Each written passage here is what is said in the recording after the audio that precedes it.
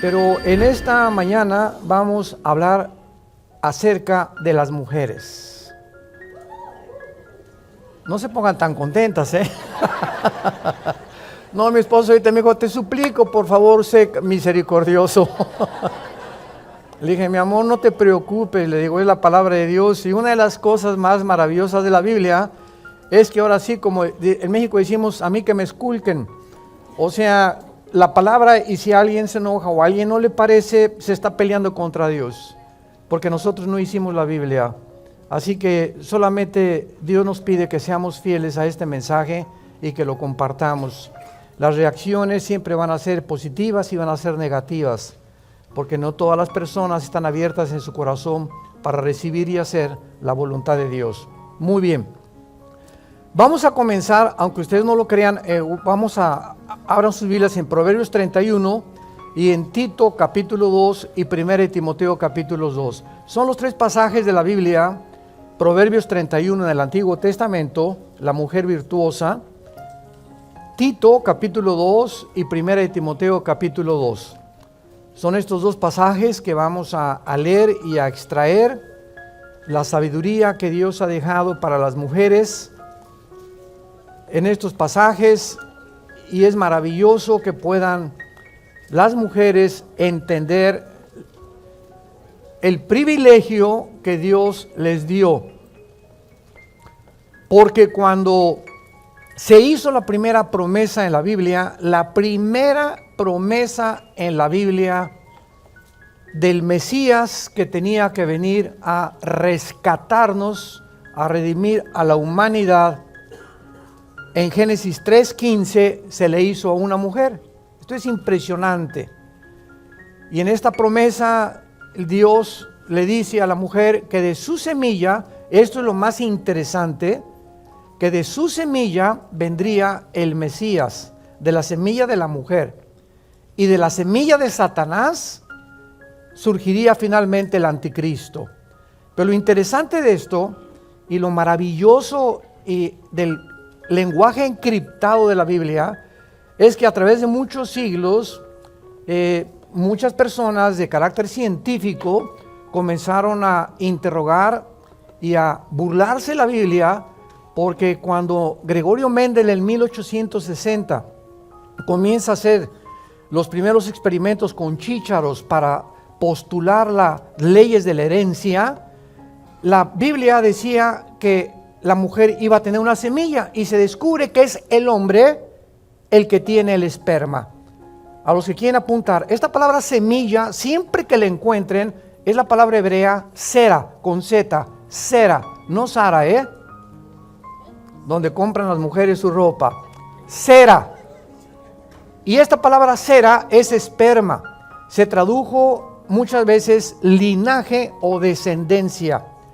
Porque cuando ya hasta el siglo XX, de los 50, como ya hemos visto, los doctores Watson y Crick les dieron el premio Nobel de Medicina por descubrir el ADN, el ácido desoxirribonucleico, pues ya se pudo descubrir que hay en cada de las millones de células que tenemos en el cuerpo una información inteligente.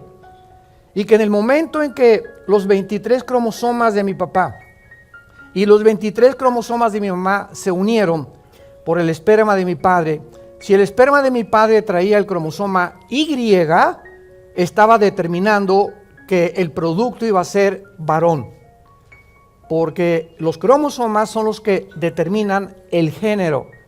Y si el cromosoma de mi papá era X, se junta con los dos X de mi mamá, el producto va a ser mujer. Esto es interesantísimo a la luz de la genética de la Biblia.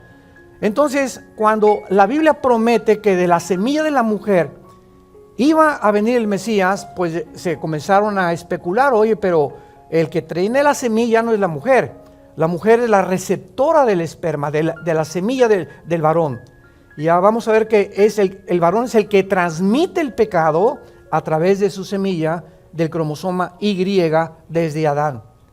Ahora bien, si la mujer iba a portar la semilla, inmediatamente se deduce que la entrada del Mesías al escenario mundial sería de carácter sobrenatural.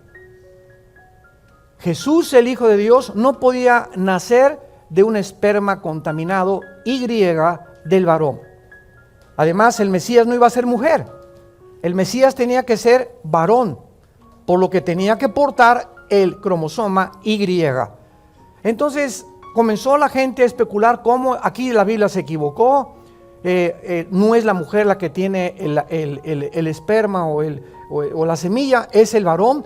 Pero pasaron 3 siglos más o menos, o 4, cuando el profeta Isaías abre un poquito más la revelación, y entonces dice en Isaías que una mujer virgen, en el hebreo es alma en el hebreo es una mujer que no ha tenido relaciones entre los 14 y 17 años de edad, que el Mesías nacería de una virgen. Se complicaba más la cosa. Si es virgen, ¿cómo puede producir a un varón, verdad? Y entonces cuando ya pasan aproximadamente 700 años desde Isaías hasta el nacimiento de Jesús, porque Isaías profetizó 700 años antes de que un ángel llamado Gabriel se le aparece a María, Lucas 1, Mateo capítulo 2, y le dice el ángel a María, María, vas a ser mamá. María estaba comprometida con José, significa que no se habían casado, todavía no venían a Cancún a la luna de miel.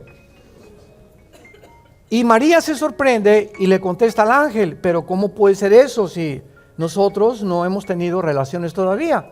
Y entonces el ángel Gabriel le dice a María, el santo ser que va a nacer en tu vientre, su papá no va a ser José, se va a llamar Hijo de Dios. Y ustedes no le van a poner el nombre, porque su nombre será Yeshua, que significa Jesús, que significa el Salvador. Entonces, el nacimiento y la entrada del Hijo de Dios al mundo tenía que hacer por la obra del Espíritu Santo. El Espíritu te cubrirá, y esta palabra cubrir aparece 3 veces nada más en la Biblia. En Génesis 1:2, el Espíritu cubría la tierra y comenzó, como esta palabra significa, cuando la gallina se pone sobre sus pollitos, los cubre y los empolla. El empollamiento viene con la cubierta de la gallina sobre los pollitos. Es la misma palabra que el Espíritu Santo, como una gallina, se puso arriba del planeta Tierra y produjo la vida.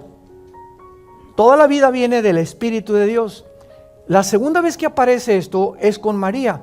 El Espíritu te cubrirá y te hará empollar, con un lenguaje coloquial. Y la tercera vez es para nosotros. Cuando nosotros recibimos a Jesús como nuestro Salvador, el Espíritu Santo, una obra personal, nos cubre y hace nacer, implanta dentro de nuestra alma la semilla del Mesías. Dice 1 Corintios 6, 19 y 20, ¿qué no saben ustedes que son hijos de Dios y que el Espíritu Santo mora dentro de ustedes? ¿Quién es un cristiano? No es una persona que va a una iglesia, que es católico, que es bautista, que es presbiteriano, que es de mormones. Un cristiano es una persona que tiene morando dentro de él al Espíritu de Dios. Porque tú puedes pertenecer a una religión o a cualquier conglomerado u organización sin que tengas la persona del Espíritu Santo. Y las iglesias cristianas están llenas de personas religiosas que asisten y cumplen con algunas cosas, pero que no tienen morando la vida de Dios dentro de sus vidas. Se llama el sello del Espíritu Santo, Efesios 1, 13 y 14. Somos sellados cuando recibimos a Jesús. Hoy, al acabar esta conferencia, voy a hacer un llamado para invitar a todos ustedes, los que tienen dudas de que tienen la vida de Dios, lo puedan hacer hoy mismo en la mañana a través de una oración. Vamos a comenzar con Tito, capítulo 2. Y quiero comenzar con las ancianas, de atrás para adelante, porque lo vamos a ver ahorita. Es increíble que la Biblia pueda, ahora sí que podríamos decirle al Espíritu Santo, ¿cómo se preocupa por tantos detalles el Espíritu Santo, verdad? se preocupa cómo usamos el dinero, se preocupa cómo usamos a la esposa, nos da instrucciones de cómo educar a los hijos, cómo ser gobernantes, en fin, es impresionante la forma en que la Biblia nos puede vertir toda esa sabiduría para que nosotros podamos vivir de acuerdo a la voluntad de Dios y ya no conforme a lo que nosotros pensamos. Dice en Tito capítulo 2, versículo 3, las ancianas, las viejitas, aquí no está hablando de antigüedad en cuanto a la sabiduría, sino en edad. Las viejitas asimismo sean reverentes en su porte, no calumniadoras, no esclavas del vino, maestras del bien, que enseñen a las mujeres jóvenes a amar a sus maridos y a sus hijos, a ser prudentes, castas, cuidadosas de su casa, buenas, sujetas a sus maridos, para que la palabra de Dios no sea blasfemada.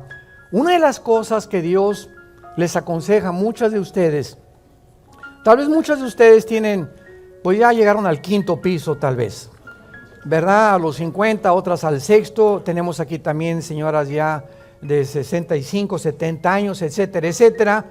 Y Dios lo que nos está diciendo es lo siguiente: una mujer, no importa a la edad que llegue, nunca debe dejar de arreglarse.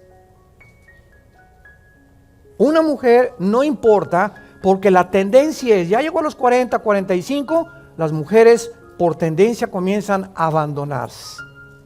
Ya tienen un hijo, 2 hijos, ¿verdad? Ya se les descompuso esto, y pues ya que sea, seguimos comiendo pizza y sigo comiendo chilaquiles y, ¿verdad?, pan dulce, etcétera, etcétera. Y muchas veces esto hace y provoca, ¿verdad?, las enfermedades como la diabetes, problemas de hipertensión, etcétera, etcétera, porque la tendencia es esa. Ahora hay muchos países en la que esto no es así. Por ejemplo, en Noruega, Dinamarca, en Suecia, en muchos en Estados Unidos. Mi esposo y yo, que radicamos en Dallas hace 13 años y viajamos cada 15 días a México regularmente, nos encontramos cantidad de viejitos en los parques, agarrados de las manos, y los viejitos todavía pellizcándole las pompis a la esposa. Y nos encanta ver eso. Digo, mira nomás, viejito rabo verde, ¿verdad? Pero ahí no es rabo verde porque es su esposa. No anda pellizcándoles a otras viejitas, ¿verdad?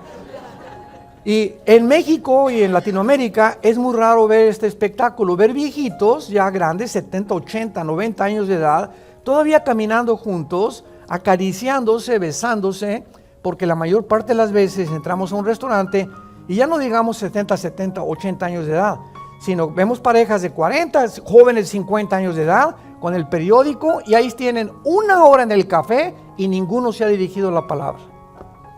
O se sientan en un parque y no tienen qué decirse. Y quiero decirles algo, la comunicación es esencial para mantener la llama del amor. En cuanto a la comunicación en un matrimonio se rompe, ese matrimonio está divorciado emocionalmente, aunque vivan bajo el mismo techo. Entonces, qué imprescindible es la comunicación. Yo recuerdo a nuestra abuela materna, la quiero poner como un ejemplo, ya murió, casi de 97 años, mi abuela materna. Yo llegaba se convirtió cuando tenía como 65 años, porque era presidenta de la Asociación Católica de México. Era persinada y tenía la Virgen del Sagrado Corazón, sus medallas, en fin, una viejita muy, muy linda, muy religiosa, sinceramente. Era una católica sincera, amaba a Dios. Y cuando se convierte, bueno, pues le tardó como 1 año en que dejara todas sus reliquias y todos sus vírgenes, etcétera, etcétera, porque no podíamos presionarla por su edad, su capacidad mental.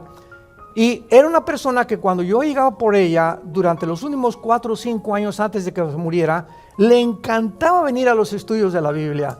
Y yo pasaba por ella a las 6:30 de la mañana. Vivíamos en la colonia Nápoles, vivíamos en la calle Nueva York, que iba como 2 cuadras adelante, nosotros junto al viaducto.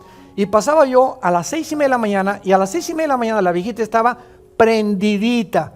Traía una blusa de seda súper recocida, surcida por todos lados, que, ¿verdad?, se la cosió por acá, pero no se la quitaba. Usaba loción Sanborns en el pelo, con su peineta, tiene el pelo blanco, ojos azules, azules, azules, con una medallota grandota que ya no era de la Virgen María ni mucho menos, pero era impresionante que a las 6:30, 7 de la mañana, agarraba unos, ¿cómo se llaman? Pasadores, con un cerillo los quemaba y se enchinaba las pestañas. Ya no sé si lo hagan haciendo así, creo que ya no, ¿verdad? Se enchinaba las pestañas y salía la viejita y parecía una reina, que dice la Biblia, que no pierdan el porte, derechita, y caminaba así, ¿verdad? Y hay viejitas que caminan así, ¿verdad? Todas. Entonces, ¿por qué esto es importante? Simplemente porque son embajadoras de Dios. Son embajadoras del reino de Dios. Y desgraciadamente en las sociedades que vivimos, como te ven, te tratan.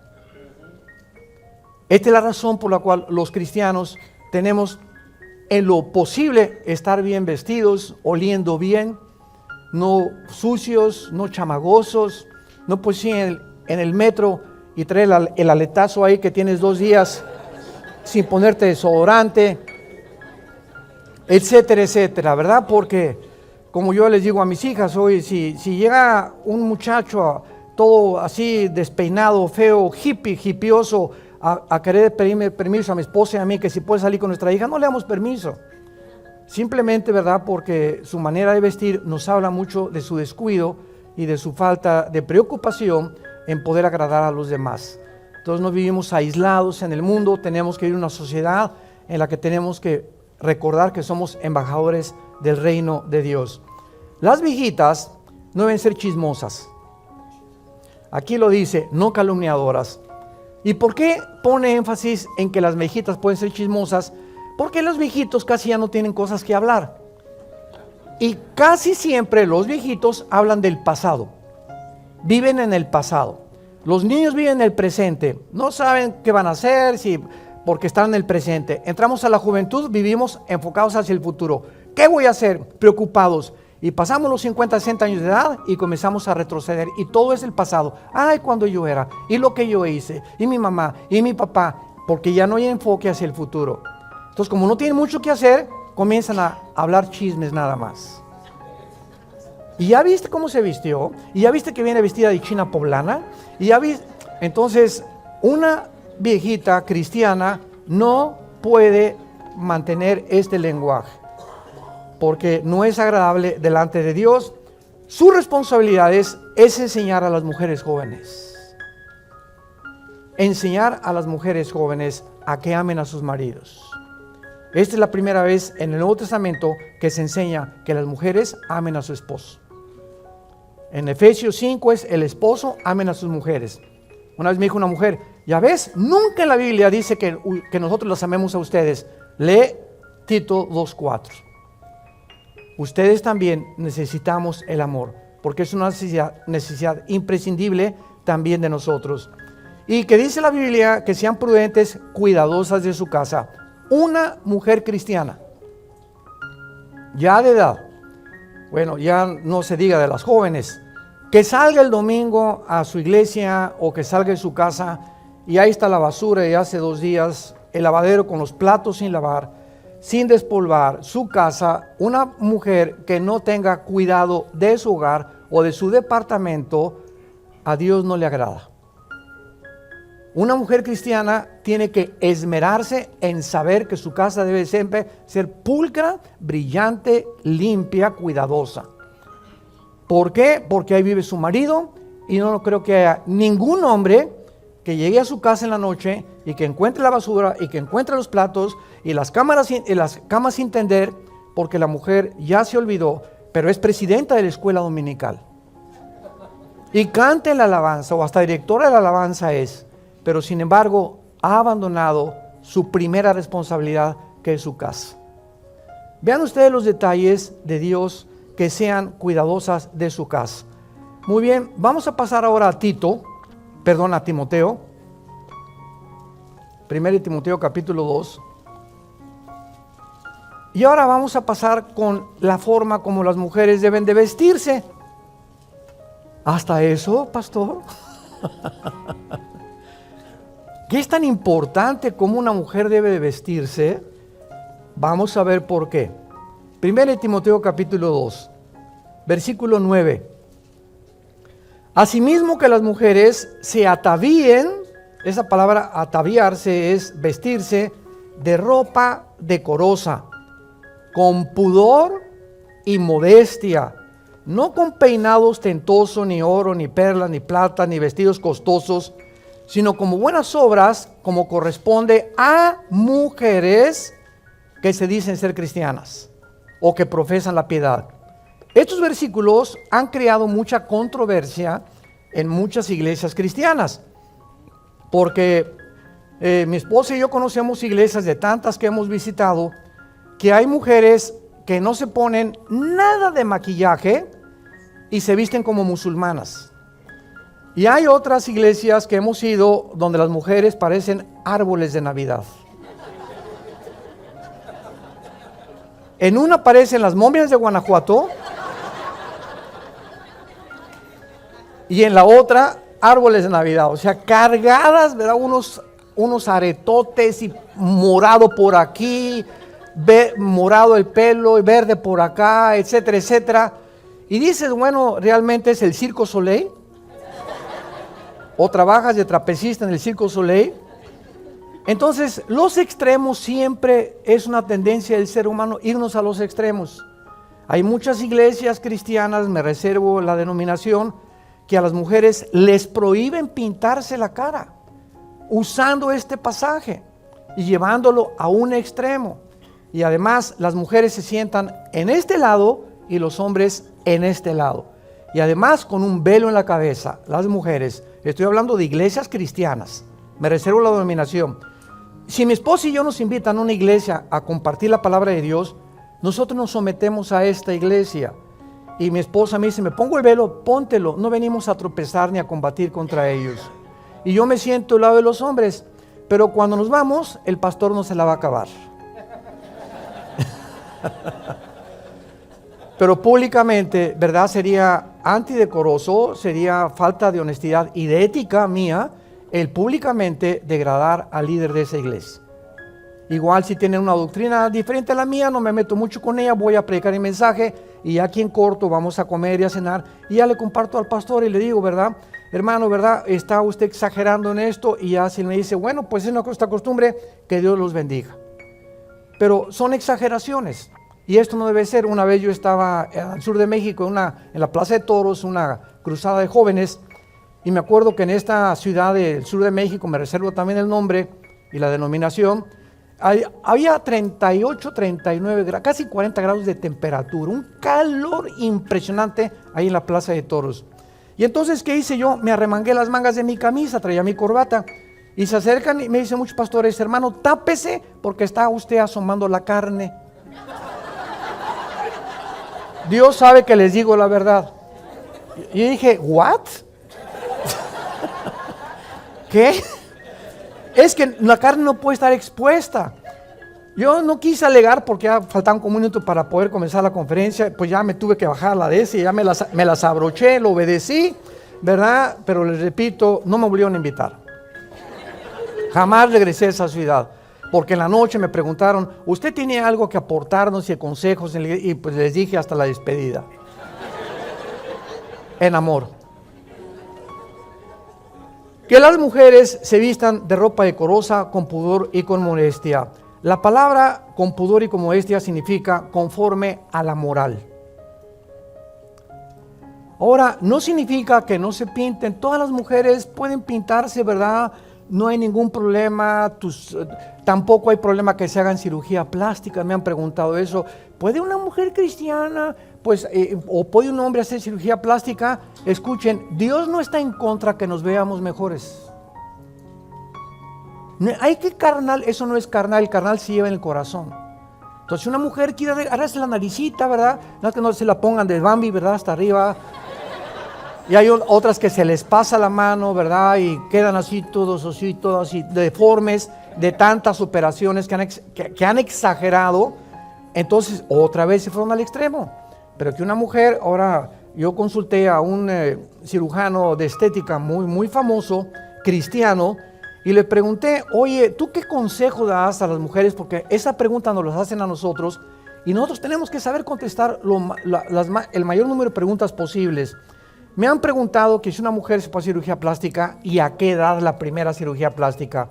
Y este doctor, este médico experto en cirugía plástica me dijo, yo recomiendo que todas las mujeres que se quieran hacer una jaladita no se la hagan nunca antes de los 40 años. Como el pasado Miss Universo, entre 18 y 23 años de edad, el 85% de las mujeres de Miss Universo de la última estaban operadas de las piernas, de las pompas, el busto, las caras. Y le dije, ¿por qué? Me dice, porque los músculos, Armando, y todos los tejidos de la cara no llegan a completarse ni a madurar antes de los 30, 35 años de edad. Y si se operan antes, va a crecerles un poco más el lado derecho o la boca, y van a estar a los 40, 50 años deformadas. Entonces, si quieren ustedes darse una jaladita, se la pueden hacer. Y me dijo, y sabes una cosa, recomiendo no más de 2. La segunda, al 60. A los 60. Dice, tiene que pasar 15 o 20 años. Yo no opero a una mujer que me diga, me acabo de hacer una operación hace 5 años. Se tiene que esperar. ¿Por qué? Para que su cutis vaya adaptándose al crecimiento normal que Dios nos ha dado. Entonces, si lo quiere hacer, no hay ningún problema. Se pueden pintar, se pueden poner el pelo bonito, ¿verdad? Etcétera, etcétera. Y lo que la Biblia está hablando es la exageración. No puedes llegar como mujer cristiana a la iglesia el domingo con los ojos morados y con sombras negras, ¿verdad? Que no quiero usar ni un nombre ya para esto. Y el pelo por acá todo, y unos aretotes así que hasta parecen cascabeles que todo el mundo escucha cuando se te mueven los aretes, etcétera, etcétera. Es a lo que Dios se refiere. Y ahora, ¿por qué las mujeres deben vestirse con pudor y con modestia? Simplemente, señoras que nos acompañan, porque a los hombres las tentaciones nos entran por los ojos. Una mujer cristiana no puede ser una mujer escotada. Hasta por acá el escote. Tiene que tener cuidado de sus minifaldas que usa. Y si usa minifaldas o usa pantalones demasiado apretados, que parece que va a montar a caballo, que se ponga una falda. Entonces me han preguntado, ¿una mujer puede subir en pantalones a predicar o a compartir un estudio? Sí lo puede hacer, pero que se tape, ¿verdad? Con sus pantalones apretados y que no ande caminando ahí enfrente de todos. ¿Por qué? Porque a los hombres las tentaciones nos llegan por los ojos. Y alguien puede decir, ¿y qué culpa tenemos que sean tan cochinotes los hombres? Es que tú no puedes, dice la Biblia, que Dios quiere que tengamos la mujer y la ayuda idónea, no la tropezadora idónea. Entonces, tu manera de vestir, tienes que entender algo. El hombre tiene la tendencia, es la naturaleza del hombre. Pasa un bikini y pues ya lo vimos. Ahora cuando ya comenzamos a educar nuestra alma y nuestro espíritu, ya lo vi una vez, pero no la filmo. Entonces voy a una playa, me encuentro, hemos ido a playas donde ni siquiera traen ya el brasier las mujeres, y pues ya la vimos, ¿verdad? Y ya, ni modo, Señor, y lávame con tu sangre, ten misericordia, Señor, de mí, ¿verdad? Está dura la cosa. Y los hombres no podemos ser mustios, ¿verdad? Una vez me encontré un hermano que me dijo, no, hermano, yo jamás, aunque las vea, soy atraído por las tentaciones. Le dije, cálmate, Malaquías.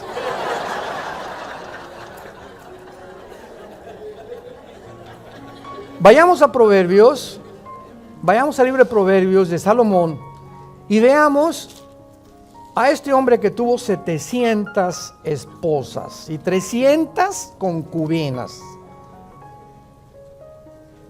Y vamos a ver la experiencia que nos puede compartir Salomón de todo este proceso que él atravesó, que Dios le permitió para vertir en estos libros, Proverbios y Eclesiastés, sus experiencias. Dice Proverbios capítulo 6, versículo 23 en adelante, Proverbios 6, 23, porque el mandamiento es lámpara y la enseñanza es luz, y camino de vida las reprensiones que te instruyen. Fíjense ustedes la razón detrás, para lo cual Salomón nos dice la importancia de guardar la palabra de Dios, para que te guarden de la mala mujer. Para que te guarden, vive en la palabra ten comunión con el Señor para que te guarden de la mala mujer. ¿Quién es esta mala mujer? De la blandura de la lengua de la mujer extraña. La palabra mujer extraña en el original hebreo es tiso, que significa la mujer que no es para ti. El día que yo me casé con Marta, ella se casó conmigo, le tuve que decir a más de 3 billones de mujeres, adiós, de aquí en adelante, este es un ejemplo, no estoy presumiendo. De aquí en adelante esta, igual a ella, ¿verdad? Pues se calcula que son aproximadamente más mujeres que hombres y a la mayor parte adiós. Entonces de aquí en adelante, este anillo que nos ponen significa que ya no estoy en el mercado. Un hombre casado que no trae el anillo, cuídate de él. Porque esto significa que ya no estamos en el mercado. Ya no hay un menú para ver. Entonces, una mujer mala, una mujer extraña, y estamos llenos de cantidad de mujeres coquetas, seductoras, como lo vamos a ver más adelante, lo primero que ven es las manos de los hombres.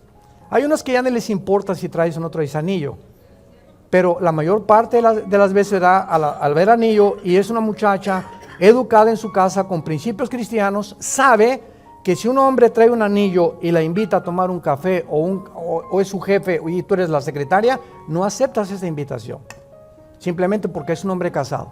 O si usted viene con su esposa, don Pancho, lo acompaño con mucho gusto. Ni tampoco me subo a su carro con usted, ni tampoco acepto ninguna otra invitación a Cihuatanejo con usted. ¿Por qué? Porque esto nos habla claramente de que ya estamos en un pacto con una sola mujer. Para que te guarde de la mujer extraña, no codicies su hermosura en su corazón, ni te prenda con sus ojos. Porque a causa de la mujer ramera, el hombre es reducido a un bocado de pan, y la mujer caza la preciosa alma del varón. Salomón nos dice con la sabiduría que Dios le dio, que el poder seductor de una mujer a cualquier hombre, por más macho, camacho y lo que sea, lo puede vencer. Y escuchen ustedes lo que dice claramente en Proverbios capítulo 7, versículo 24 al 26. Proverbios 7, 24 al 26. Ahora pues, hijos, óiganme, estén atentos a las razones de mi boca. No se aparte tu corazón a sus caminos, no hierres, está hablando de las mujeres, en sus veredas, porque a muchos ha hecho caer heridos, y aún los más fuertes han sido muertos por ella. El hombre más sabio de la Biblia, Salomón, cayó por mujeres. El hombre más fuerte de la Biblia, Sansón, fue seducido por Dalila. Y el hombre que se menciona conforme al corazón de Dios, David, cayó en pecado por una mujer. ¿Qué nos está diciendo la Biblia a los hombres? Por más que tú quieras, no dejes que una mujer se te acerque demasiado a ti. Yo les aconsejo, vamos a tener el mes que entra un congreso de pastores internacional en México, y a los pastores siempre les digo, un pastor nunca le da consejería a una mujer sola. Nunca. Si quiero una consejería, mi esposa tiene que estar conmigo, más si es joven la muchacha. Un pastor jamás sube a una muchacha a su vehículo, jamás. Está lloviendo, te compro un paraguas. Jamás lo hacemos. ¿Por qué? Porque el espíritu está presto. Marcos 14:38, pero la carne es débil. Débil, débil, débil, débil. Mentira que vas a aguantar. No es cierto, no es cierto, no es cierto. Estás tentando a Dios. Entonces tenemos que poner un cerco a nuestro alrededor y no jugar con el pecado. Dice más adelante Proverbios, ¿jugará el hombre con brasas sin que sus vestidos ardan? Estarás viendo continuamente a mujeres más jóvenes, sus piernas, tu secretaria, sin que tú no lo sepas, te estás preparando para el adulterio. Nadie cae en adulterio de la noche a la mañana. Se prepara la mente viendo, fantaseando, imaginándote y no entregando eso a la cruz y sin que te des cuenta, viene la tentación y porque caíste, no tenías la fuerza espiritual para poder vencerla. Creías que la tenías, pero separados de mi Hijo Jesús, nada pueden hacer. Vayamos ahora a Proverbios 31. Ya pueden respirar.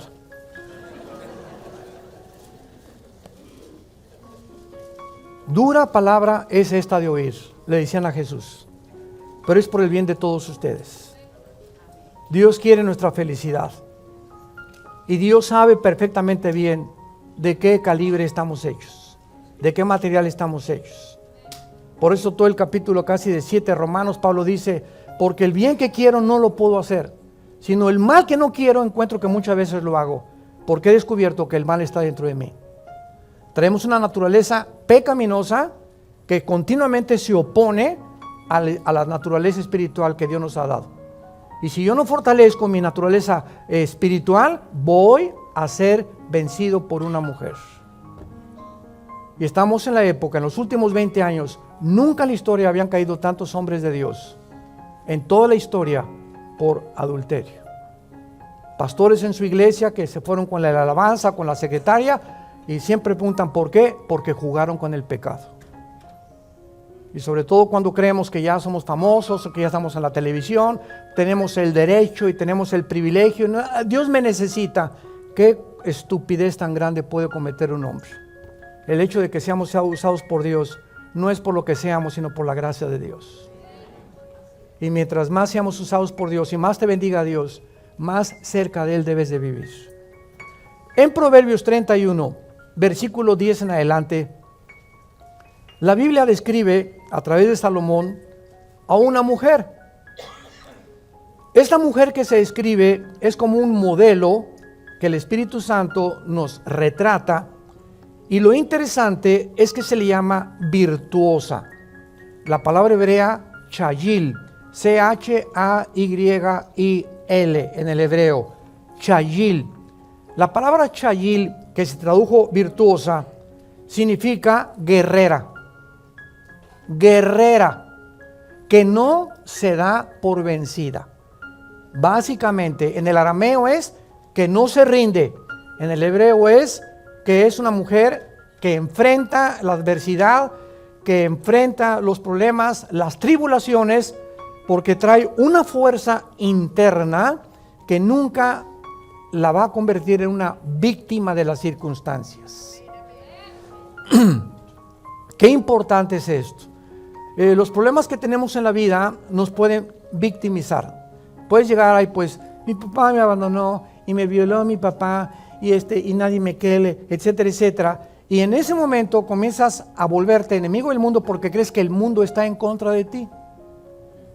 Edgar J. Hoover fue presidente del FBI, fundador y presidente de la Oficina Federal de Investigaciones, FBI en Estados Unidos, y sirvió a casi 5 presidentes, casi 5 administraciones. Y antes de morir, Hoover, independientemente de su vida sexual que él tenía, le preguntaron, ¿qué característica ha encontrado usted en los delincuentes juveniles? Y Hoover contestó y dijo, la característica principal de todos los que se encuentran en las cárceles y de los delincuentes juveniles es que ellos creen que el mundo está en contra de ellos. Y ellos están en contra del mundo. Se sienten que el mundo les debe algo. Mis papás me deben algo. El mundo me debe algo. Y por eso soy como soy. Se victimizan. Y eso es lo peor que le puede pasar a un ser humano. ¿Saben ustedes cuándo se alcanza la madurez? La madurez se encalza cuando la persona llega a entender que nadie es culpable de cómo soy más que yo mismo. Cuando dejas de echarle la culpa, es que mi esposo es el que ha hecho mi carácter, o es mi papá que me violó, o esta persona, o en la escuela, o el gobierno. El día que dejemos de culpar a nadie, soy como soy porque así yo lo he decidido. Se llama en la Biblia la ley de la responsabilidad individual. Cada decisión que yo he tomado va a tener consecuencias para bien o para mal. y las decisiones que he tomado son las que han provocado y han formado mi carácter. Yo soy el que he respondido de esta manera. Cuando una mujer me dice, es que mi esposo, si tuviera otro hombre que no fuera mi esposo, sería feliz, o viceversa, esa mujer ha creído que el esposo es la fuente y el origen de su felicidad y no Dios. Entonces, como él no la hace feliz, es infeliz. Imagínense nada más. Si no me haces feliz, pues sé tú infeliz, pero yo soy feliz porque mantengo mi relación con Dios. Y te quieres portar como un chango, pórtate como un chango. Pero a mí nadie me va a robar mi felicidad, ni mi paz, ni mi tranquilidad, porque mi felicidad no depende de ti, Pancho, depende de Dios.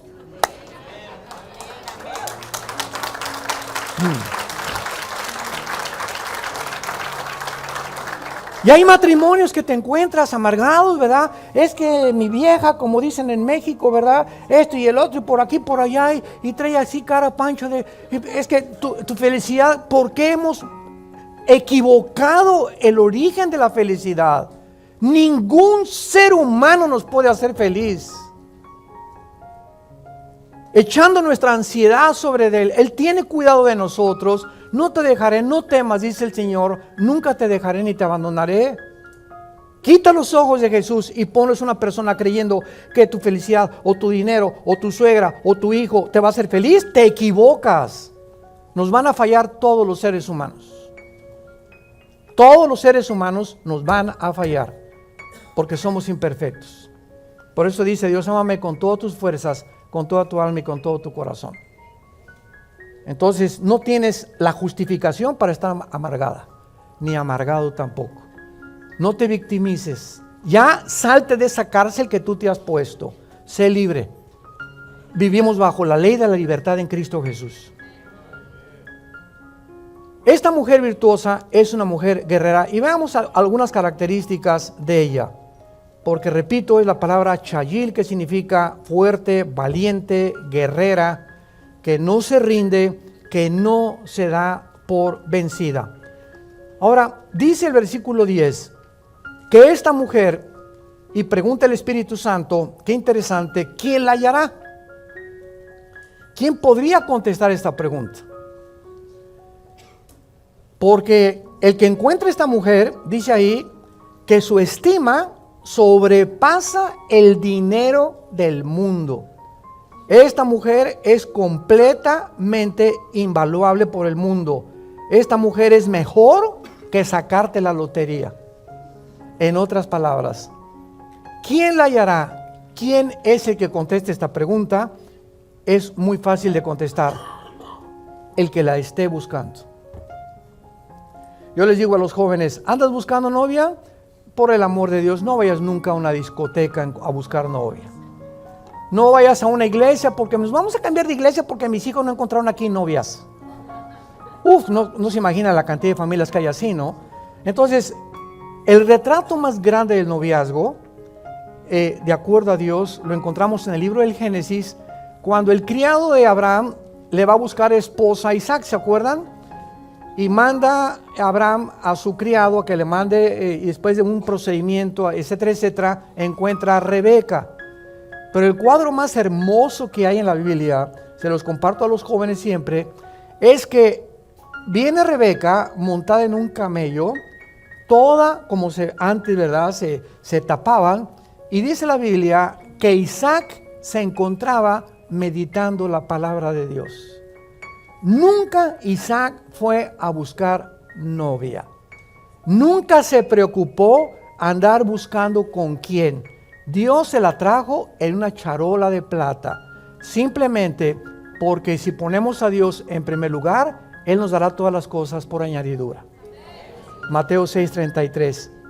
¿Y cómo venía Rebeca? ¿Con el ombligo de fuera? ¿Con minifalda? Al contrario, venía pero completamente vendada. Y ahora es al revés. Ahora las muchachas se quitan lo más que pueden y hasta le hacen así con el ombligo de fuera, ¿verdad? Tratando de atraer la atención de los muchachos, desgraciadamente, pobre estima de estas mujeres sobre su cuerpo. Y pues sí vas a traer yo les digo, vas a traer a 100 abejorros detrás de ti. Pero las personas que se acerquen recuerda una cosa, se van a acercar por tu cuerpo, van a buscar tu cuerpo y no el espíritu que Dios te ha puesto dentro de ti.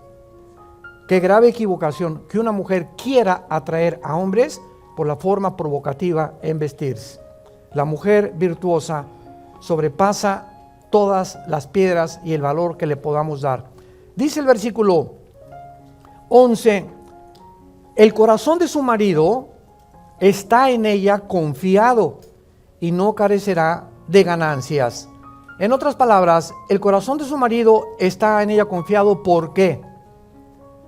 ¿Por qué son los celos? Hay celos buenos, hay celos malos. ¿Sabían ustedes eso, verdad? Hay un enojo santo o una ira santa, hay una ira no santa. Dice en Efesios, enójate porque forma parte, pero no amanezcas enojado. Nunca permitas 2 días enojado con tu esposo. Ya nos gritamos, ya nos sombrereamos, ya nos discutimos. Ok, procura en la noche, Señor, Padre, perdónanos. Mi amor, perdóname, pero no quiero mañana amanecer igual que como nos peleamos hoy en la tarde. Porque cuando el enojo dura 2 o 3 días y no hay perdón en la pareja, abrimos la puerta a los demonios. Se vienen contra nosotros a crear amargura, rencor, y el alma comienza a ser envenenada. Y en cuanto hay amargura, se pierde el discernimiento de la voz del Espíritu Santo. Vienes a la Biblia y ya no vas a entenderla o no te va a poder Dios hablar porque hay un estorbo en tu corazón. Saca de ti el rencor y la amargura para que tu comunión con Dios sea limpia y transparente. ¿Por qué el corazón del hombre está confiado? Hay celos buenos. Si mi esposa me dice, por ejemplo, un día, voy a comprar pan a la panadería, y yo sé que en esa cuadra donde está la panadería hay un grupo que siempre se junta de muchachos no cristianos, no así pandilleros, entonces yo le digo, te voy a acompañar. Ella no me va a decir que porque está celoso, no, te voy a acompañar porque mi celo es evitar que alguien te pueda lastimar. Entonces no la acompaño por un pensamiento de que se va a ir con los pandilleros, sino simplemente para protegerla. Dice Santiago capítulo 4, versículo 4, que Dios es celoso de nosotros. Es un celo santo, nos cela a Dios cuando Él sabe que algo nos va a pasar malo y trata de quitarnos esas amistades que nos pueden lastimar. Ahora, los celos equivocados son la falta de confianza por la inseguridad de que tu esposa o tu esposo te vaya a fallar. Ahora, ¿por qué el marido de esta mujer está confiado? Simplemente porque ella no es coqueta. Porque ella no es coqueta. Si tú vas con tu marido, ¿verdad? Y ves que tu esposa voltea a ver a todos los hombres y por aquí, por allá, pues es una coqueta.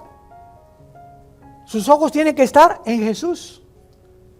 Y cuando una mujer se viste y camina así, ¿por qué te vistes así, mi amor? Pareces licuadora como te mueves. Por el amor de Dios, o sea, si te quieres mover, muévete conmigo en la noche. Y la danza de los 7 velos si quieres, ¿verdad? Pero ¿por qué te tienes que mover así o caminar así en la calle donde cientos de miradas de hombres te están viendo?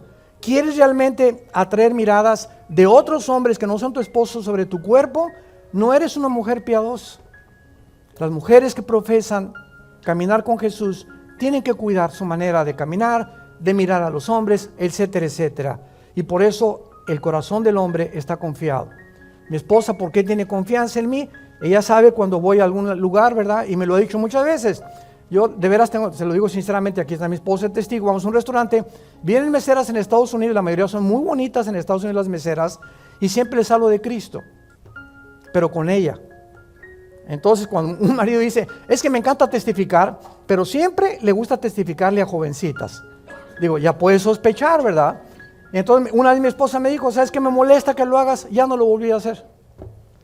Ya no lo, mejor le dije a Caleb o a mis hijos, ¿verdad? Háblenle ustedes a la mesera del Señor. Para evitar, o sea, a mi esposita le molesta, ok, yo no quiero hacer nada que le moleste.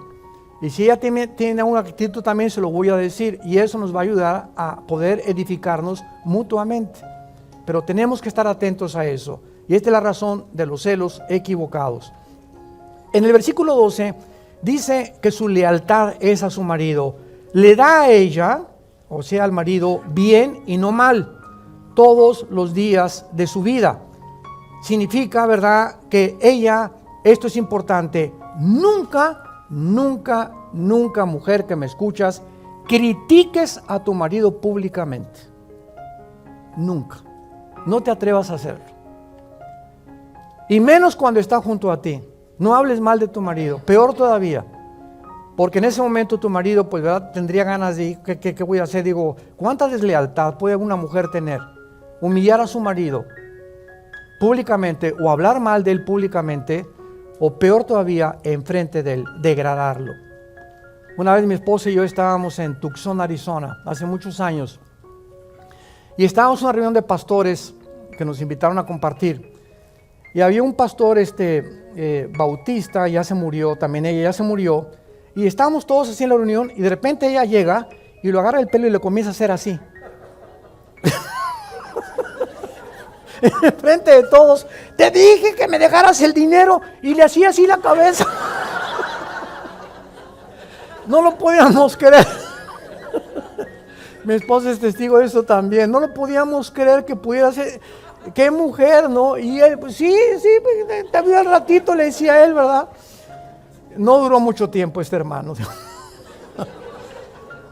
Pero ¿a qué grado puede llegar una mujer, no? Ya no solamente hablar mal de él, sino que qué manera de humillarlo. Llega por detrás, enfrente de todos los pastores, y lo agarra así el pelo, así el chongo, y le comienza a hacer así. ¿Por qué no me dejaste la tarjeta de crédito? Y me fueron a cobrar el gas, y él hasta los lentes se le cayeron, nomás le hacía así la cabeza. Dice en el versículo 13 y 14, ella busca lana y lino, con voluntad trabaja con sus manos, es como un ave de mercader, trae su pan de lejos. Aquí vemos su productividad. El uso y la rueca eran apartados para hilar y torcer hilos en la antigüedad. Dice el versículo 19, aplica sus manos al uso y sus manos a la rueca. Eran aparatos para hilar y torcer los hilos. Y esto nos enseña que el diseño perfecto de Dios para la mujer es que trabaje en su casa. Ahora bien, hasta 1950, el 8% de las mujeres en Estados Unidos trabajaban. 1960 subió al 20%. Y ahí brincamos ya, para no ir con tantos años, al siglo XXI, donde en Estados Unidos el 90% de las mujeres trabajan fuera de su casa en Estados Unidos de Norteamérica. ¿Qué ha producido esto? Bueno, en que él no tiene mucho dinero, entonces ella quiere trabajar y quiere buscar su independencia, porque si se divorcia, ella pueda tener una manera de sostenerse, y mientras tanto, los que la pagan son los niños, educados en las guarderías todo el día. Allá sales en Estados Unidos a las 8 de la mañana a trabajar, tienes una hora para comer y llegas a tu casa a las 6, 7 de la noche. Y los niños así crecen, y la delincuencia, como ustedes saben, en Estados Unidos es terrible. Ya están matando los niños de 10, 12 años de edad, ellos en las escuelas, porque el niño necesita seguridad, cariño y amor. Ahora bien, si tu esposo, por ejemplo, es abogado y tú eres secretaria, qué bendición que sea la secretaria de tu esposo. Si tu esposo es médico, qué bendición que tú seas la enfermera de tu esposo. Si tu esposo es pastor, qué bendición que tú lo ayudes en tu casa con tus hijos y que puedas tener tu prioridad. Pero si ustedes no pueden, ya no tienen hijos ni mucho menos, y la mujer quiere trabajar, no hay ningún problema. Sería un extremo, aquí te quedas, aquí a hacerme los frijoles. Entonces tenemos que orar para poder tener un hogar organizado, equilibrado, y que Dios nos pueda dar la sabiduría para saber cómo actuar. Pero el ideal, repito, el ideal bíblico es que la mujer trabaje en su casa. Ese es el ideal. Cuidando a sus hijos, ahí es donde la mujer se realiza. Pero la mujer independiente del siglo XX comenzó a abrirse paso por el machismo del hombre, porque se la relegaron, las oprimieron, y vino el movimiento de liberación femenino. Vemos el versículo 15 en penúltimo lugar, que dice la Biblia: se levanta aún de noche y da comida a su familia y ración a sus criadas. Su principal preocupación de una mujer de Dios es su familia, no su trabajo.